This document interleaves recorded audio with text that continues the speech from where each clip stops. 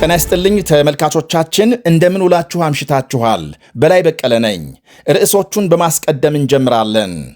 ኢራን ድርድሩን ለማጨናገፍ እየሞከረች ነው በማለት እስራኤልን ስትከስ፣ ጠቅላይ ሚኒስትር ቤንያሚን ኔታንያሁና ፕሬዝዳንት ትራምፕ በኢራን ጉዳይ በዝግ መምከራቸው ታውቋል።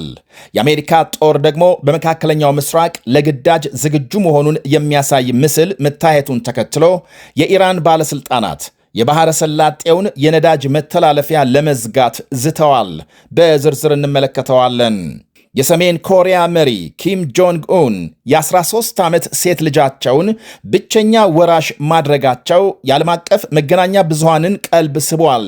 በዜናችን አካተናል። በካናዳ በአንድ ትምህርት ቤት ጥቃት የፈጸመ ግለሰብ ማንነት ትልቅ መነጋገሪያ ሆኗል። የሀገሪቱ ጠቅላይ ሚኒስትር ካናዳም ሐዘን ተቀምጣለች ብለዋል።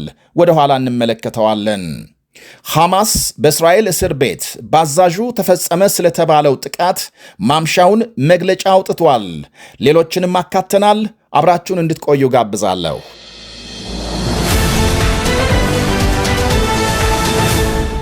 ኢራን ከአሜሪካ ጋር የሚደረገውን የኒኩሌር ድርድር እስራኤል ለማጨናገፍ እየሞከረች ነው ስትል መክሰሷ ተነገረ።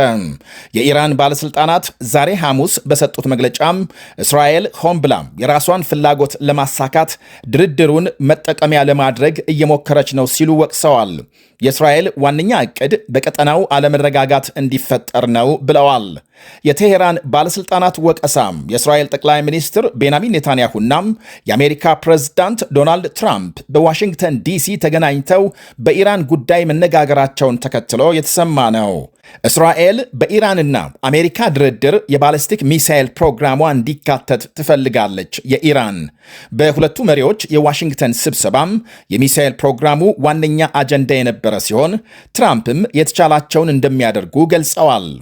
የእስራኤል ጥያቄ አሜሪካም በኢራን ላይ ወታደራዊ እርምጃ ከወሰደች ቴሄራን በምላሹ በእስራኤል ላይ የሚሳኤል ጥቃት እንደምትፈጽም በተደጋጋሚ መዛቷን ተከትሎ የመጣ ነው ተብሏል። የኢራን ባለስቲክና ክሩዝ ሚሳኤሎች በደቂቃዎች ውስጥ እስራኤልን መምታት የሚያስችል አቅም እንዳላቸው ይነገራል። ይሄ ደግሞ መጠነ ሰፊ የሰላማዊ ሰዎች ጉዳት እንደሚያስከትል የእስራኤል መሪዎች ስለገባቸው ነው ከወዲሁ የሚሳኤል ጉዳይ በስምምነት እንዲታሰር የፈለጉት ይላሉ በርካታ ወገኖች። የኢራን መሪዎች ግን ከጥራትና ከመጠን ባለፈ ዩራኒየም የማበልጸግ ስራችንን አናቆምም እያሉ ናቸው። ቀጣዩ ድርድር ወሳኝ ነጥቦች የሚነሱበትና አጠቃላይ ስምምነት ይደረስ እንደሆነ ፍንጭ የሚታይበት ነው ተብሏል። በሌላ በኩል በመካከለኛው ምስራቅ የአሜሪካ ጦር ለማንኛውም ግዳጅ ዝግጁ መሆኑን በፎቶግራፍ አስደግፎ ባሰራጨው መልእክት ገልጧል። በተለይ ታዋቂዎቹን አፓቼ ተዋጊ ሄሊኮፕተሮችን ለውጊያ ሲያዘጋጁ የወጣው ምስል ከኢራን ጋር ስምምነት ካልተደረሰ ወታደራዊ ዘመቻም አይቀሬ መሆኑን የሚያሳይ ነው ብለዋል ታዛቢዎች። የአሜሪካ ጦር ማዕከላዊ እዝ ባወጣው በዚህ መግለጫም አፓቼ ሄሊኮፕተሮች በቅርቡ በሶሪያም በአሸባሪዎች ላይ በተወሰደ መጠነ ሰፊ ዘመቻና በሌሎች መሰል ግዳጆች ቁልፍ ተሳትፎ ማድረጋቸውን አመልክቷል። አፓቼ የረጅም ርቀት ሚሳኤሎች በመታጠቅ ከፍተኛ ጥቃት የመፈጸም አቅም ሲኖረው ወደ መሬት ዝቅ ብሎ ለእግረኛ ሰራዊት ሽፋን በመስጠትም ይታወቃል። ይህንኑ የአሜሪካ ጦር ያሰራጨውን መልእክት ተከትሎም ኢራን ጥቃት ከተፈጸመ የባሕረ ሰላጤውን ነዳጅ ማስተላለፊያ እዘጋለሁ የሚል ማስጠንቀቂያም አውጥታለች። በዓለም ገበያ ከሚቀርበው ነዳጅ 20 በመቶ የሚሆነው የሚተላለፍበት የሆርሙዝ ሰርጥ ከተዘጋም በዓለም የነዳጅ ገበያ ላይ ትልቅ ቀውስ ይፈጥራል ነው የሚባለው። እናም አሜሪካም ወታደራዊ እርምጃ መፍትሄ እንደማይሆን ልትገነዘብ ይገባል ሲሉ አስጠንቅቀዋል።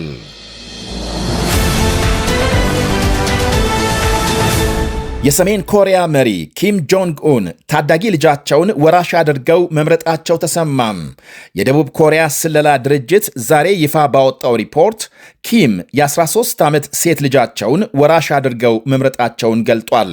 ከቅርብ ጊዜ ወዲህ ኪም በሚገኙባቸው ትልልቅ ስነ ስርዓቶች ላይ ልጃቸውን ከጎን አስከትለው መታየታቸው ወራሽ ስለመሆኗም የወጣውን ሪፖርት እውነትነት የሚያረጋግጥ ነው ብለዋል የተለያዩ ዘገቦች። ያም ሆኖ ልጃቸው በቅርቡ የቻይና ጉብኝትን ጨምሮ በተለያዩ ዝግጅቶች ከአባቷ ጋር ከመታየቷ ውጪ ስለ ግል ሕይወቷም የሚታወቅ የለም። ኪም ጁኤ የምትባለው ይህችው የ13 ዓመት ታዳጊ የኪምና የባለቤታቸው ሪሶል ጁ ብቸኛ ልጅ መሆኗ ሲነገር አባቷን ለመተካት በቂ ስልጠና እየወሰደች ነው ተብሏል። ኪም ወንድ ልጅ እንዳላቸው በሰፊው ቢታመንም ተናግረው አያውቁም። በሀገሪቱ መገናኛ ብዙሃንም አንድም ቀን አልታየም። ከአባቷም በቁመት ዘለግ ብላ የምትታየው ወራሽ ሴት ልጃቸው ሁሌም ከአባቷ ጎን እንጂ ከኋላ ተከትላቸው አታውቅም ይባላል። አሁን የደቡብ ኮሪያ ስለላ ተቋም ጥያቄ ኪም ጆንግ ኡን ገና ወጣትና መልካም ጤንነት ላይ ያሉ ሮጣ ያልጠገበች የ13 ዓመት ልጅ ለምን በዚህ ዕድሜ ወራሽ አድርገው መረጡ የሚል ነው። የ42 ዓመቱ የሰሜን ኮሪያው መሪ ከአባታቸው በመረከብ ከ14 ዓመታት በላይ ስልጣን ላይ ቆይተዋል።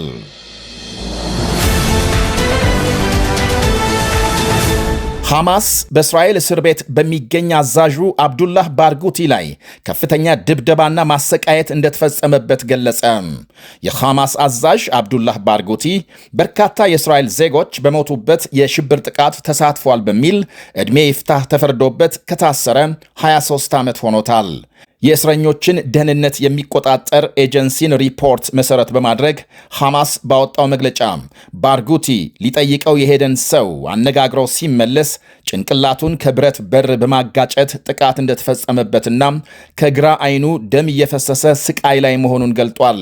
እንዲሁም በእስራኤል የማስራብ ፖሊሲ መሰረት ባርጉቲ ምግብ በበቂ ሁኔታ ስለማያገኝ ክብደቱ ከ110 ወደ 60 ኪሎ መውረዱን አመልክቷል። ስለ ጉዳዩ የእስራኤል የወህኒ ቤቶች አገልግሎት መልስ ከመስጠት የተቆጠበ ሲሆን የብሔራዊ ጸጥታ ጉዳይ ሚኒስትሩ ግን በእርሳቸው የስልጣን ዘመን ለእስረኞች ምንም አይነት የምግብ መገደብ አለመፈጠሩንና ስለተፈጸመው ጥቃት ደግሞ በአስቸኳይ እንደሚያጣሩ ገልጸዋል። አንድ ሌላ የሐማስ ባለስልጣን በባርጉቲ ላይ የተፈጸመው በሺዎች የሚቆጠሩ የፍልስጤም እስረኞች በእስራኤል ወህኒ ቤቶች ምን ያህል ስቃይ እንደሚደርስባቸው ማሳያ ነው ብለዋል። የ54 ዓመቱ አብዱላህ ባርጉቲ በምዕራብ ዳርቻ የሐማስ ወታደራዊ ክንፍ አዛዥ ሆኖ ሲያገለግል ከቡድኑ ዋነኛ ቦምብ ቀማሚዎች መካከል አንዱ እንደነበር ይነገራል። በካናዳ በአንድ ትምህርት ቤት ጥቃት የፈጸመው የ18 ዓመት ወጣት ማንነት ትልቅ መነጋገሪያ ሆኗል። ከቫንኩቨር 400 ማይልስ ርቀት ላይ በሚገኝ ሁለተኛ ደረጃ ትምህርት ቤት በተፈጸመ ጥቃት 10 ሰዎች ሲገደሉ ከ25 በላይ መቁሰላቸው ይነገራል።